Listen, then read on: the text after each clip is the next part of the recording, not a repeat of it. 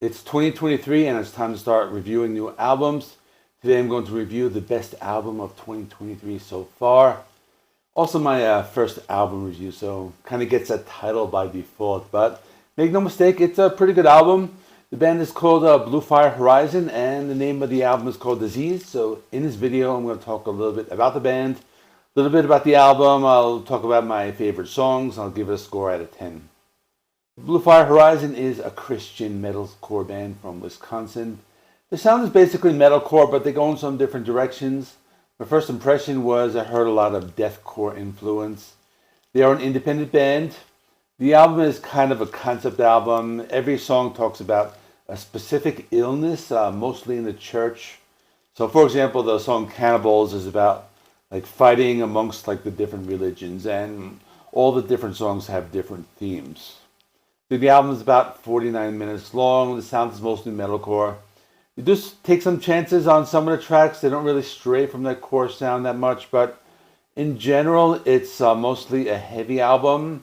I think with this band, the vocals stand out because they use a lot of different styles and they mix it up throughout the songs. Everything from clean to heavy metalcore vocals to those brutal deathcore vocals. You get a lot of variety in the vocals, and they change them often to make them interesting. It's not just straightforward metalcore. They have some songs like related to like modern pop music, and others are just straightforward and brutal. So I'm gonna go through my top 3 songs now. So my favorite song is called Progress, and this one has 2 guests. They call Christian Roche of Diamonds to Dust and Christopher Johnson of Hard Look. And the song opens up with like these sound bites from news clips, and they mention things like the church and racism. The song is very high energy, has some frenetic drumming. This is one of those songs that use tempo changes and they make the rhythms very interesting. I like the part in the middle when they have an interlude. It kind of sounds like it's like a horror movie with some like children singing and like a type of nursery rhyme. And they also have some deep like deathcore style vocals, you know, something like you would hear from a band like Lorna Shore or Suicide Silence. My number 2 song is Cannibals, and you know I'm hearing a lot of different styles on this one. They have some electronic elements, and they have some heavy guitar riffs, and they tune the guitars down. The vocals are very intense. They mix it up a lot with some cleans and some heavy deathcore vocals. There's a lot of variety in the vocals, and some low gutturals and some higher pitched screams.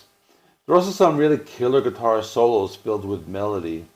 The song changes tempos and gets some heavy breakdowns. And my number 3 favorite song is called Where Agony Ends. And this one reminds me a little bit more of traditional metalcore, but with thick and heavy guitar sounds. And they mix it up a little. They have some keyboards in the background, and that really makes the sound seem very full. It's bigger, it's more dense, it's just heavy, and there's lots of great drums and breakdowns. They also have some traditional guitar playing. Now, specifically on this one, you hear like the guitar solo. So in the song, sounds like the type of thing you would hear from like a metal band in the 80s, like that type of traditional guitar solo. I also like how they use some clean guitars in the end, and it kind of brings you a little bit of softness as the song comes to a close. So now, the following 5 songs are the ones that I feel are just worth a mention. So the next one I want to talk about is called East to West, and this one's very different. Reminds me of one of those power ballads by the band Stryper in the 80s. Think of songs like All of Me or Free. It has the soft singing, piano, just that type of song, but they incorporate some of their own style. You hear it specifically in some of the drumming where they don't really lose like that metalcore sound, and there are the elements that they get heavy at points, but it's very different. And it's also like towards the end of the album, so it's also placed very well, so I like that a lot. Next song I want to talk about, Condemnation, has some elements of melodic pop, but you hear some like tech death on this one. It's a nice blend of the heavy and melodic. They still have melodic clean vocals, but also heavy metalcore style guitar riffs. One of those songs that goes back and forth between the brutal heaviness and the softer melodies. They change up the rhythms on this one and it makes it interesting, and you also hear like the bass guitar kind of like pops out a little bit on this song. Then there's Graveyard of Hope. This one has another guest. His name is Jacob Towns. I like this one because it has a very dark feel, has some like haunting atmospheres. Also has a driving rhythm. There's a lot of energy in the song, and it's dark, it's heavy, but it's still have a lot of melody. The song has a dark tone and it's very dense. Lots of different layers of sound, and they use a lot of melody, and they also use a lot of thick and heavy guitar riffs and low vocals, and you also get some thick and heavy breakdowns and machine gun riffing.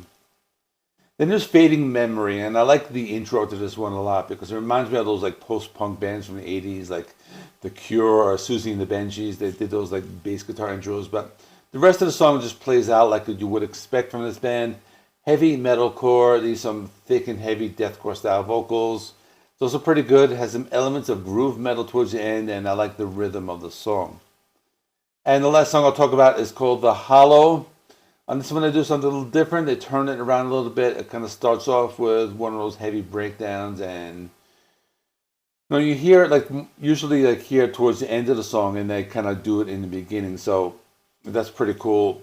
It's one of the heavier songs of the album, mostly thick guitar riffs and very brutal vocals, but they also include some of those like haunting keyboard melodies, and it gives it kind of a darker feel. So in conclusion, very good album.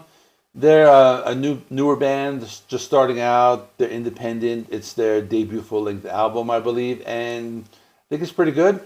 They are a traditional metalcore band, but they kind of add in some different things. What I'm trying to say is they have their own style. They don't sound like exactly like any like specific other band.